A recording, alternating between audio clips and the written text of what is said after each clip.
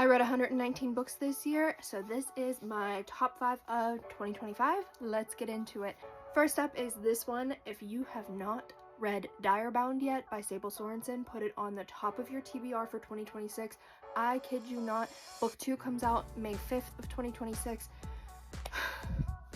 When I tell you I haven't gotten a feeling like that in a long time, where I was like, I need book 2 right now. If you love trials, wolves, like fated mates, bonding moments, found family, but also like enemies to lovers, but also I can't even give you the tropes without giving it away. There's crazy magic systems, snarky wolves, there's everything. Moving on to book 2, completely different vibes. Nocticadia. I was blown away by this book. If you like dark, moody, like just gritty, dark academia, spooky, icky vibes, this is for you. And honestly, I don't like those things. I'm not about those things. Normally hate that kind of book. I could not put this down. Absolutely obsessed with it. Carrie Lake, I am obsessed with you. If you want something kind of dark and moody, put this on your TBR immediately. Also, Anathema by her was up there on my tops for the year too. Number 3 is Shield of Sparrows by Daphne Perry. I have read this multiple times now. For a fantasy debut by a primarily romance author, to put this much world building into her first fantasy novel, to have us groveling for more. I was so impressed with this. Every little bit of it was yummy. Eating it up. The magic system, the world building, everything about it was the FMC, the MMC, the MMC that you think is the MMC, but I mean, it's just like twisty and turny. She creates monsters that you have never seen before in other fantasy novels, and I think that's really important because in 2025 in fantasy and romantasy we've pretty much seen it all, and what I love about this is there's many things in this book that I have not seen before. Love that. So yes, this made my top 5. Cannot wait for book 2. It's coming out soon.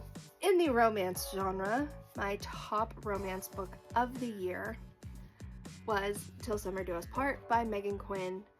This book was everything.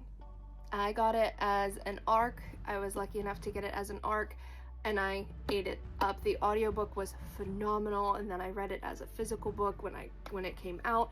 It was absolutely everything. It was so good. And Megan really, she's never let me down on a book, ever. I read her when I'm sad. I read her when I'm happy. She is just kind of my go-to. But this was everything. Absolutely pick up this book if you have not read it yet and you're just looking for some serotonin. Last but not least is actually a sequel. And for me to pick up a sequel and say it was one of my tops of the year, that's kind of crazy. Wrath of the Dragons, which is the sequel to Fear the Flames by Olivia Rose Darling. Wrath of the Dragons was phenomenal. Phenomenal.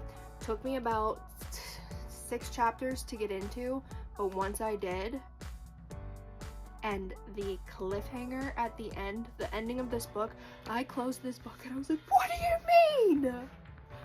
That's what reading is all about. That's what reading is all about. Absolutely one of my top books of the year.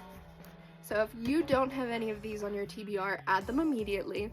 I am going to throw in some honorable mentions at the end here that I didn't want to be too obvious about it. Obviously, they were fantastic. They were fantastic books, but we all read them. You don't need my recs on those. We all read them. They were still amazing, but we all read them. So I hope you guys have the happiest new year, and I can't wait to hear what you guys have on your TBR. So tell me what books you're looking forward to reading this year, or if there's an anticipated release coming up. I cannot wait to hear what you're excited to read. Happy New Year!